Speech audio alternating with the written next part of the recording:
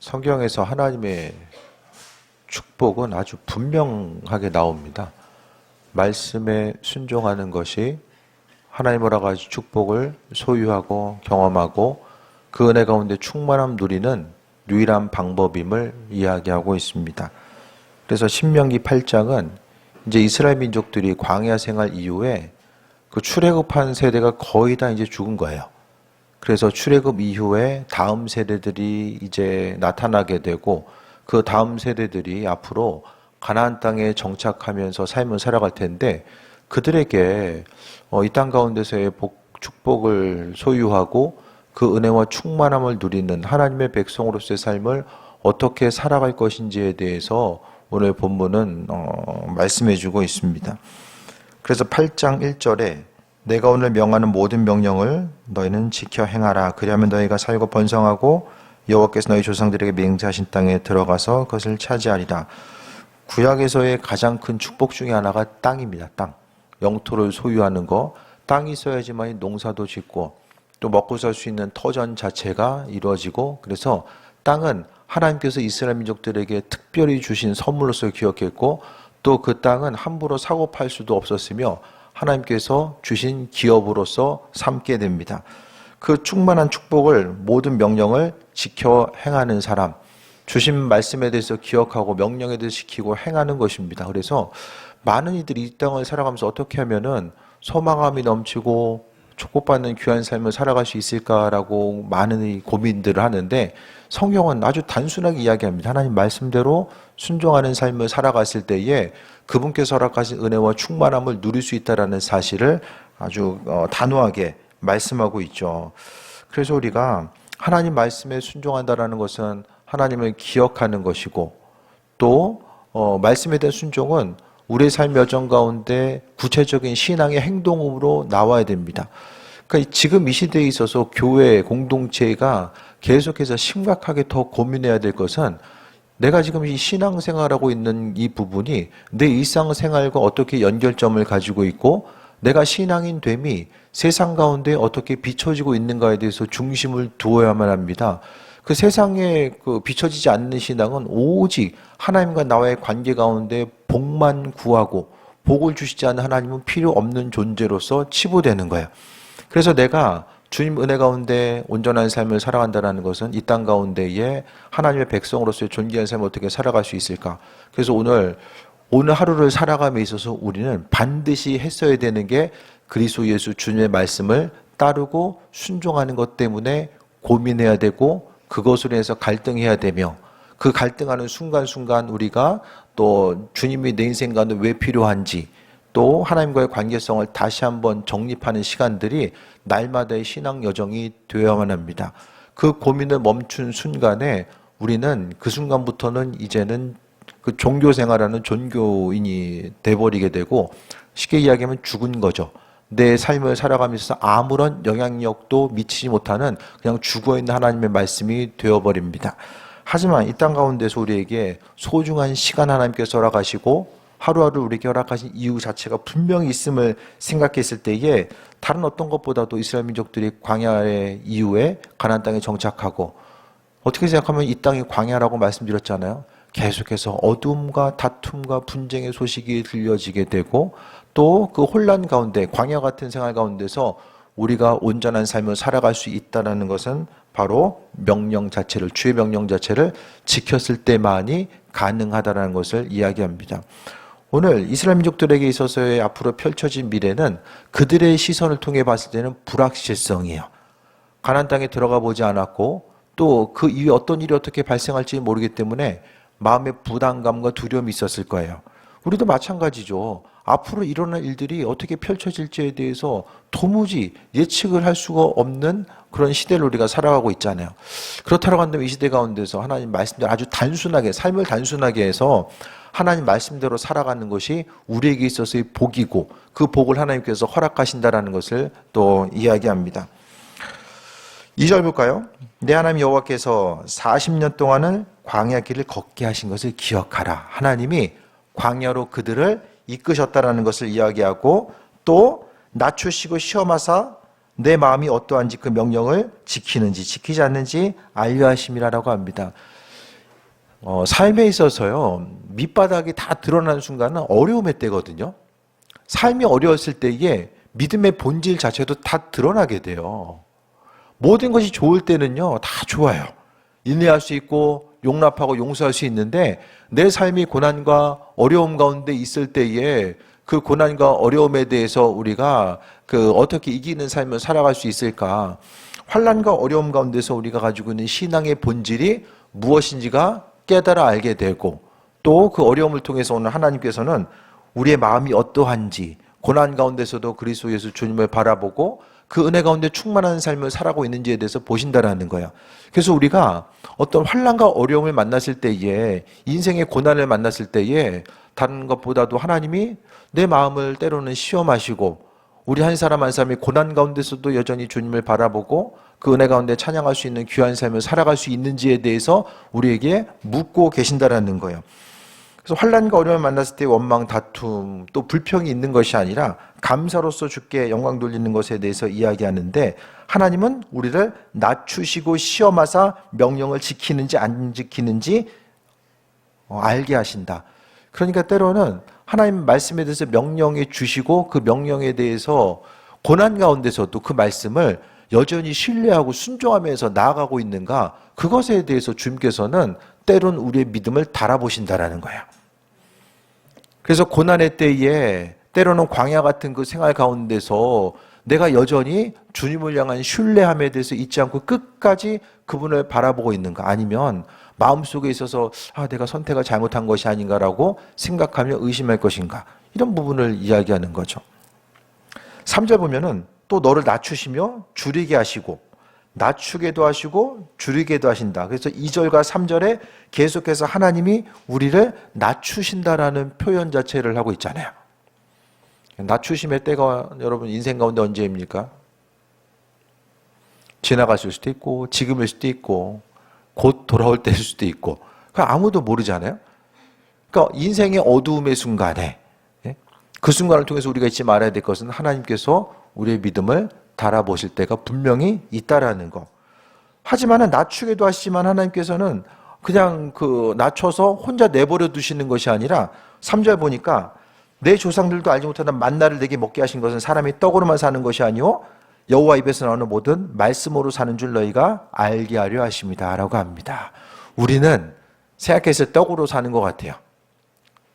삶을 살아가는 것 자체가 보는 것, 들려지는 것, 소유할 수 있는 그것을 가지고 삶을 살아가는 것 같지 않아요. 그것이 이제 끊임없이 세상적인 방법이고, 하지만 오늘 말씀 가운데 이야기하는 건요, 우리는 말씀으로 살아간다. 말씀으로 살아간다는 건 뭐죠? 서두에 이야기한 것처럼 모든 명령을 지킴으로 인해서 우리가 살아갈 수 있다는 거예요. 우리가 교회 공동체에 우리가 속해 있다라는 것 외에 믿지 않는 사람들과 우리가 좀 다를 바와 좀 구별되고 구분되는 바가 뭐가 있을까요?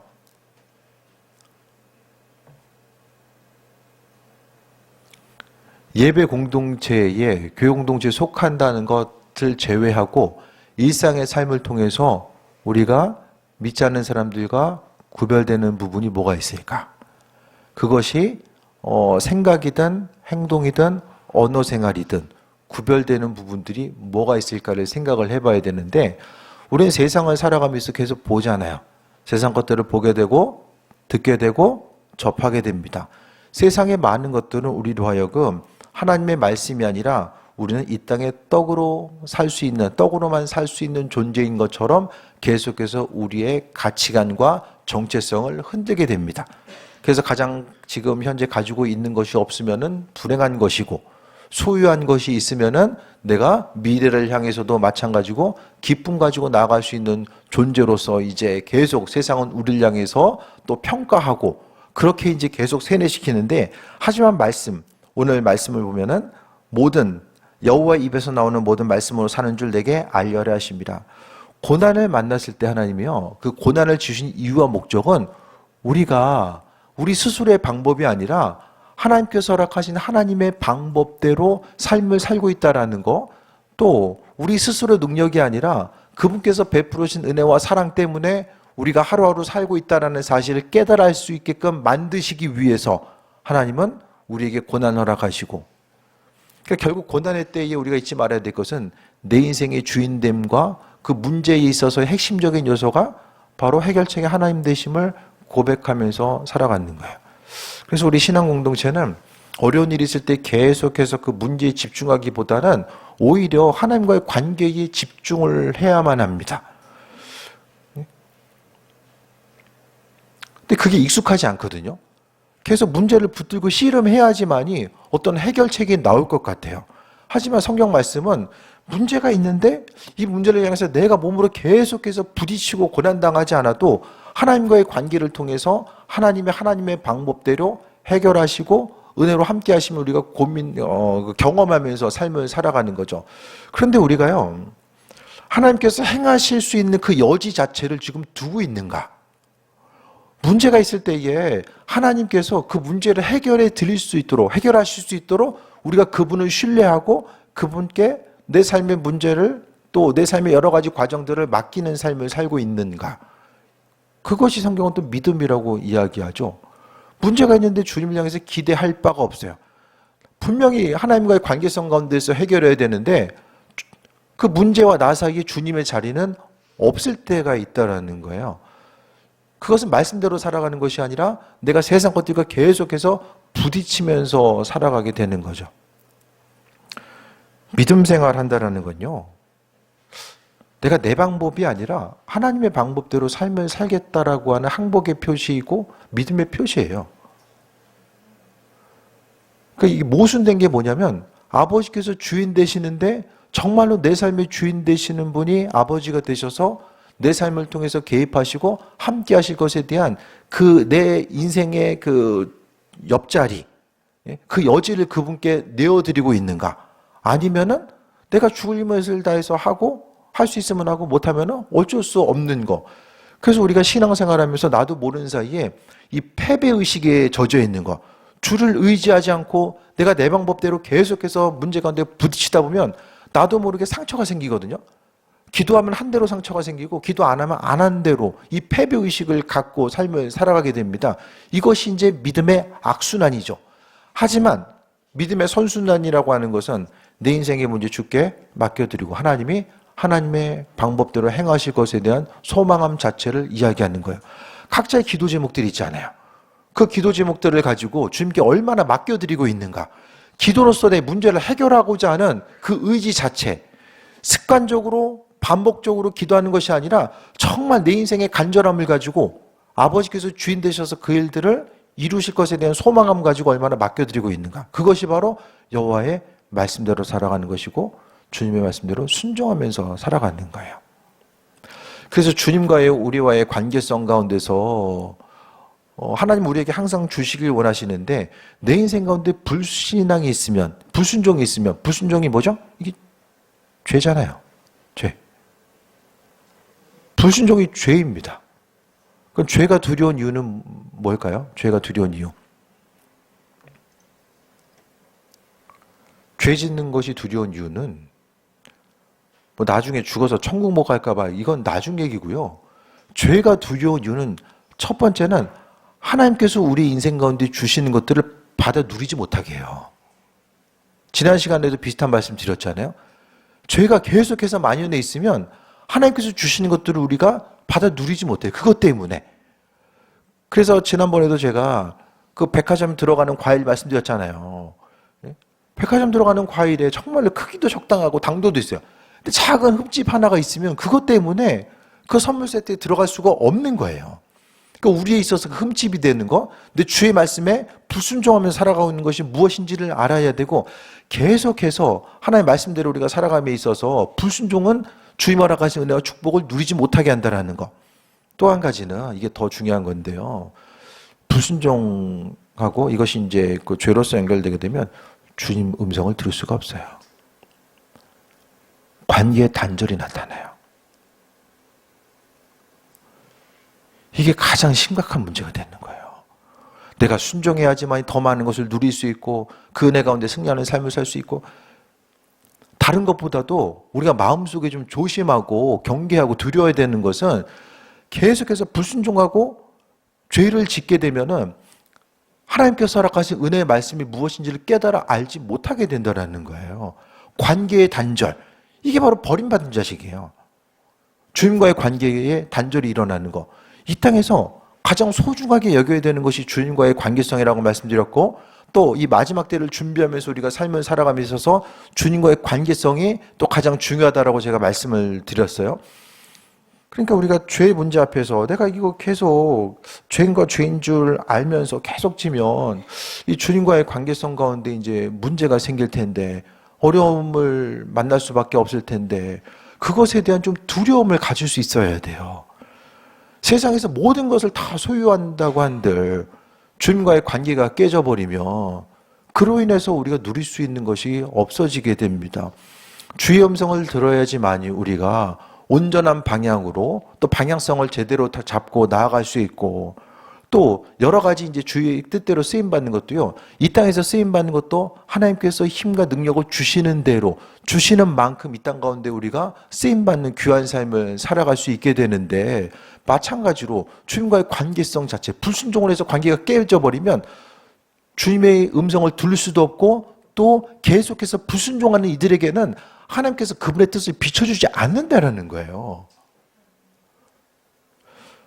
결국 하나님의 말씀에 대해서 지키고자 했을 때에 주님께서 우리에게 허락하신 은혜와 축복이 임한다라는 거, 그것에 있어서의 본질적인 것은 말씀대로 살아가다 보면 주님과의 그 친밀한 관계성이 생기고, 내가 주님 때문에 포기해야 되는 것들이 생기고요, 그 포기하는 것 자체가 처음에는 힘들고 어렵지만 가면 갈수록 그 포기하는 것 자체가 내 인생의 기쁨이 되고, 그렇게 하다 보니까 주님께서 나를 더 믿어주셔서 그분의 뜻을 우리에게 비춰주시고 또 비춰주셔서 하나님께서 비춰주신 그 뜻 가운데 삶을 살아가다 보니까 그 안에서 은혜와 충만함을 누리는 삶을 살게 되는 거죠. 그래서 말씀에 대한 순종 자체는 하나님과의 관계를 온전하게 또 이루고 나아가게 되고, 그 관계를 통해서 온전한 길이 무엇인지를 깨달아 알게 됩니다. 그래서 항상 죄에 대해서 조심해야 되는 거, 이 부분 주님께서 원치 않는 부분이 있지 않을까? 한 번 더 돌아보고 생각하고, 저는 사역하는 그 자리에서 마찬가지, 여러분도 다들 힘든 시간, 또 시간 구별해서 주께 나와서 기도하면서 주의 뜻 알기를 위해서 기도하잖아요. 그 소중한 시간을 드리고 아버지께 나아가는데, 날마다 주님께서 허락하신 은혜의 말씀이 있어야 되는데, 하나님께서 말씀하실 때 우리가 그것을 분별할 수 있는 지혜가 있어야 되고, 죄가 만연하면 아버지께서 말씀하시는 것들이 무엇인지를 분별할 수도 없고, 또 더 나아가면 하나님께서 침묵하시는 것. 죄가 많을 때는요, 하나님이 침묵하시는 그 침묵의 시간들이 나오게 돼요. 4절 볼까요? 이 40년 동안에 내 의복이 헤어지지 아니하고 발이 부르트지 아니하였느니라. 하나님의 세밀하심이죠.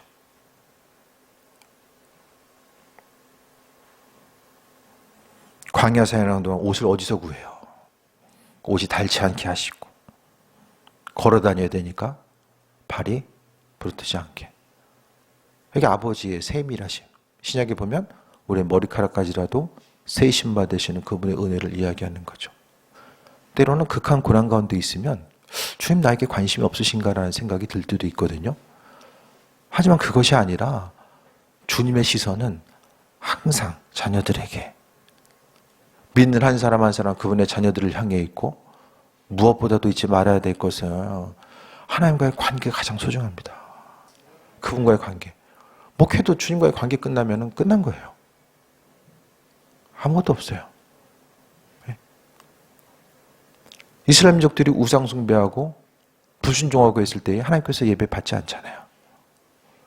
우리에게 있어서도 가장 소중한 것, 우리 인생 가운데 가장 소중한 것이 무엇일까를 생각했을 때에 하나님과의 관계고, 그 관계가 온전히 세워졌을 때에 하나님께서 허락하신 은혜와 그 세밀함 또한 경험하게 됩니다. 5절 볼까요? 너는 사람이 가드를 징계함 같이 내 하나님 여호와께서 너를 징계하신 줄을 마음에 생각하고, 이것이 2절과 3절에 나와 있는 것처럼 하나님께서 낮추게 하시는 것. 주인을 몰랐을 때에 하나님은요, 하나님 한 분이 우리 인생 가운데 주인 되심을 깨달아 알게끔 만드시기 위해서 때로는 징계하신다라는 것. 그래서 6절 보면 내 하나님 여호와의 명령을 지켜 그의 길을 따라가며 그를 경외할지니라. 결국 하나님의 말씀을 지키는 것이 그분을 따라가는 것이고 그분을 경외하고 높이는 방법임을 말씀하고 있습니다. 그래서 하루를 살아가고자 했을 때에 물론 이제 뭐 다양한 환경 가운데 있을 수도 있고 비슷한 환경이 계속해서 반복될 수도 있는데 하루를 마침에 있어서 하루에 이제 잠자리를 들거나 아니면 뭐 정리하는 그 순간에 있어서 세상 가운데 누구 만나고 뭐 어떤 일이 있었고 뭐 이런저런 이런 것들이 다 있었겠지만은 그 가운데서 내가 그리스도 예수 주임을 기억하고 그분과 내가 공유될 수 있는 이야기들 자체가 계속해서 이제 이 풍성함으로 돼 있어야 된다는 거예요. 주님은 눈에 보이지 않지만 영으로서 우리 함께하고 계시고 영으로 함께하신 그분은 내가 그분을 의식한다는 건 뭘 이야기합니까? 생각하는 것이고 질문하는 거예요. 질문하려고 하는 것이고 들으려고 하는 거예요. 근데 대부분 불편하죠.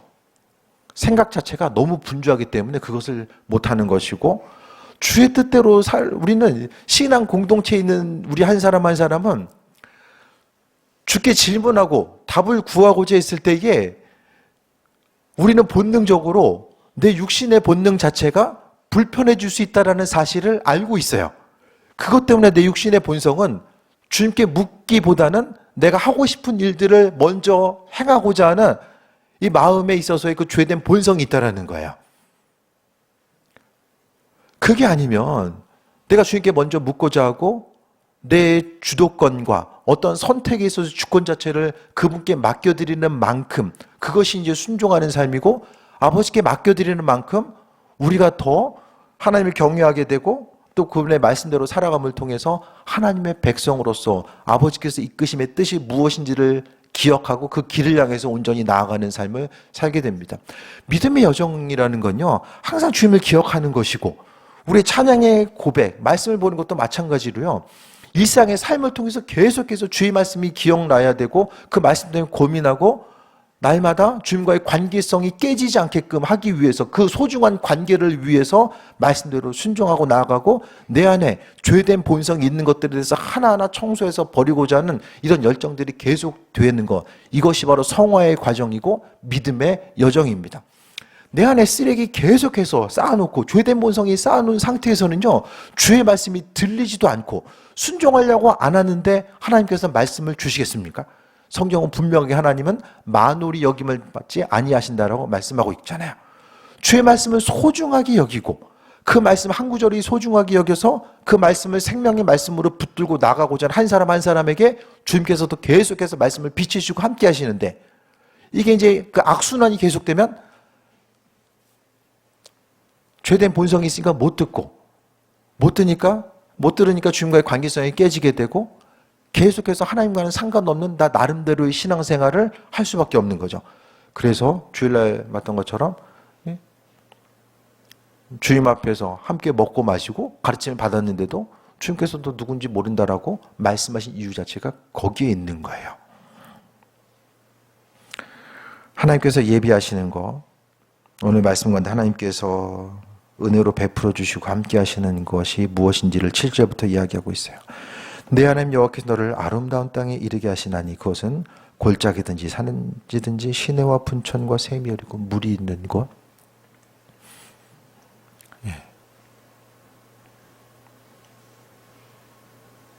하나님께서 아름다운 땅에 이르게 하신다. 성경의 대부분의 내용은요, 이거 좀 할래? 저렇게 해라? 이거보다는 하나님이 이렇게 하신다. 구약에서의 내용들, 또 신약도 마찬가지로요, 주권과 주체 자체가 하나님께 있어요. 그래서 그분이 열매 맺게 하신다. 요한복음 15장을 통해서도 하나님이 포도나무와 가지를 통해서 열매 맺게 하신다. 오늘 본문 가운데서도 주께서 이끌어 주신다. 하나님께서 우리에게 골짜기든지 산지든지 시내와 분천과 샘이 흐르는 것을 찾아가라고 말씀하신 것이 아니라 하나님이 이끌어 주신다라고 이야기하고 있고, 심지어는 8절에 밀가와 보리의 소산지요 포도나무와 무화과와 석류와 감람나무와 꿀의 소산지, 그리고 심지어는 9절에 내가 먹을 것에 모자람이 없고 내게 아무 부족함이 없는 땅이며, 아무 부족함이 없고 모자람이 없고 부족함이 없는 것이 바로 하나님께서 이끌어 주시는 것이라는 거예요. 하나님의 약속은 이렇게 있는데 왜 신앙인들이 누리지 못할까? 주님 주시는 것들을 왜 누리지 못할까? 그럼 하나님께서 왜 주시지 않을까에 대해 생각하는 것이 아니라 이사야서 말씀처럼 여호와의 손이 짧아 구원하지 못하심이 아니라고 이야기하시잖아요.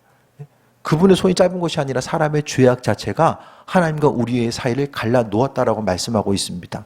그래서 우리는 다른 것보다도 날마다 회개 기도해야 되는 이유 자체가 무엇인가?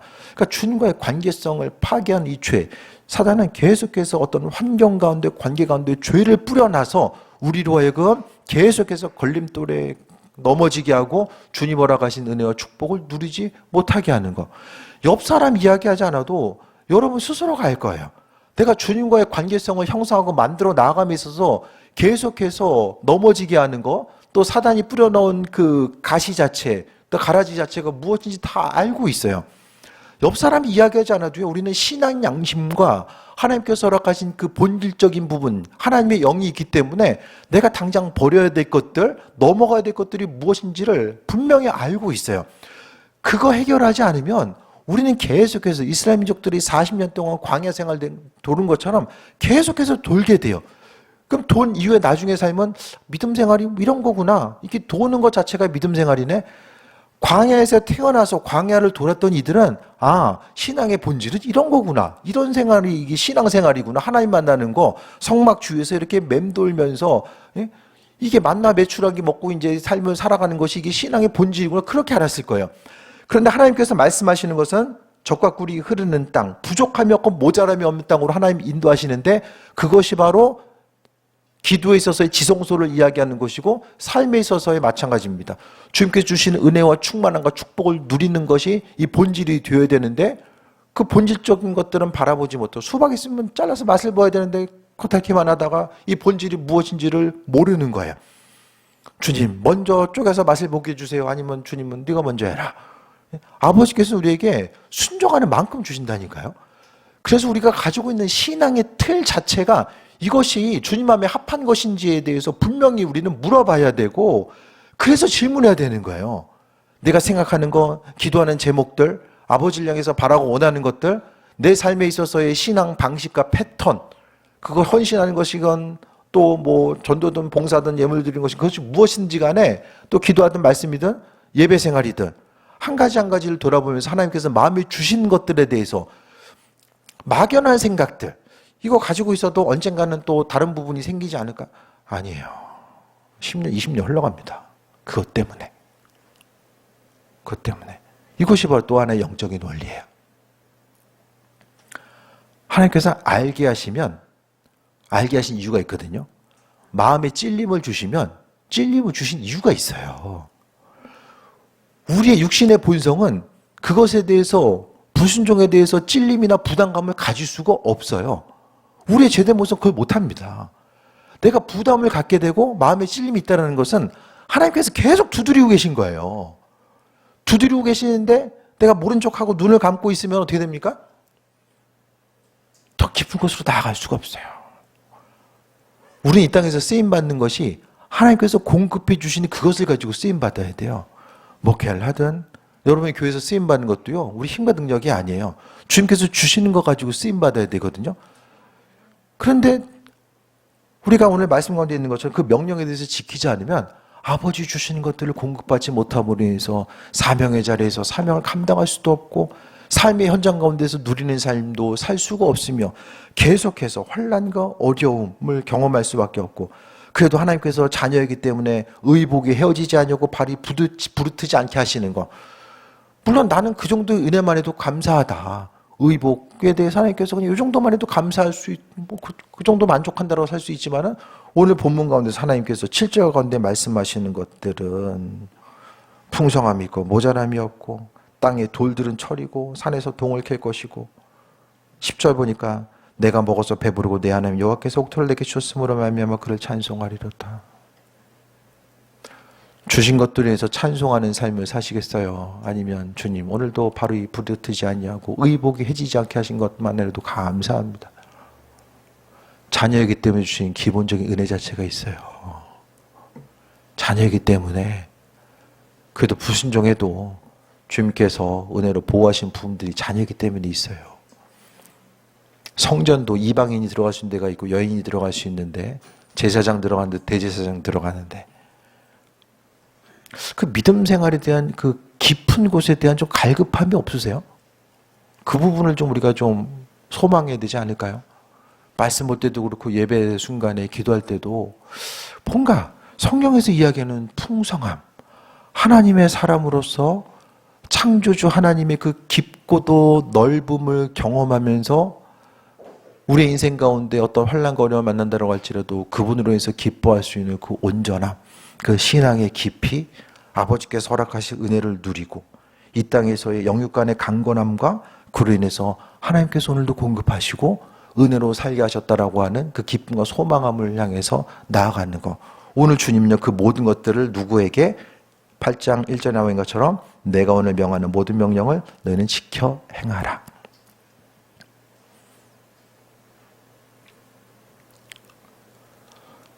그래서 주의 음성에 귀를 기울이고자 하고요.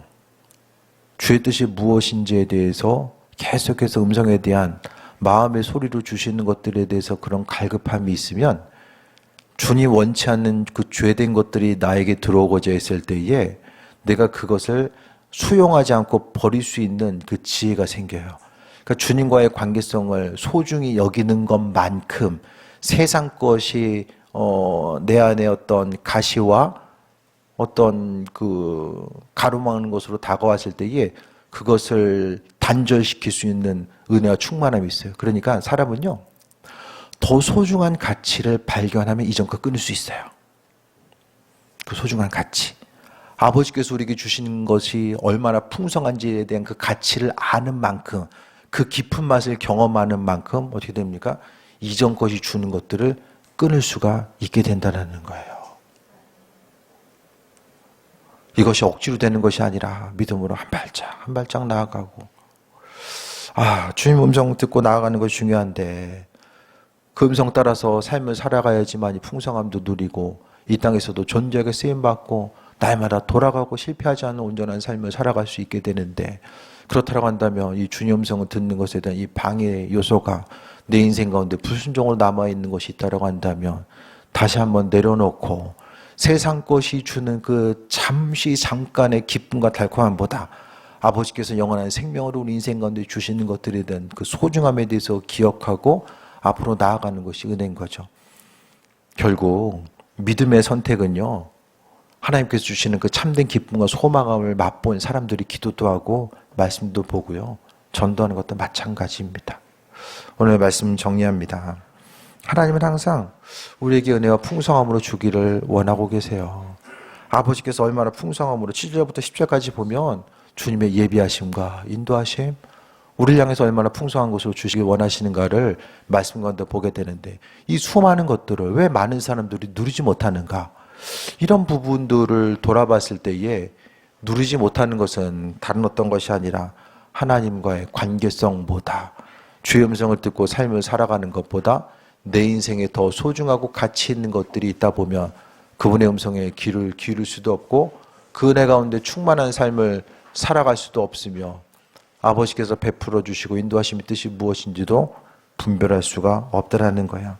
그래서 말씀 한 구절 지키고 안 지키고 믿음으로 살아가고 그렇고 그렇지 못함이 우리 인생 가운데 뭐 그렇게 중요할까라고 생각하지만 그 작은 것 하나 때문에, 작은 거 하찮아 보이고 이 정도는 되지 않겠어라고 생각한 것들, 나름대로 합리화시켰던 수많은 죄된 요소가, 때로는 크고 작은 죄된 요소가 그것 때문에 내가 아버지께서 허락하신 은혜와 충만함, 우주보다도 넓고 깊은 그 은혜와 충만함을 누리는 것에 대해서 이 걸림돌과 또 이 가로막힘으로 나아가고 있지 않는가.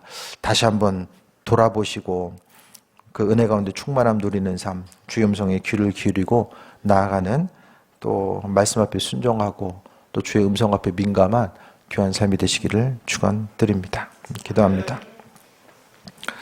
아버지 사랑에 감사드립니다. 올 한 해의 여정 가운데서도 하나님께서 우리에게 날마다 은혜와 풍성함으로 베풀어 주길 원하시는 그 예비하심이 있습니다.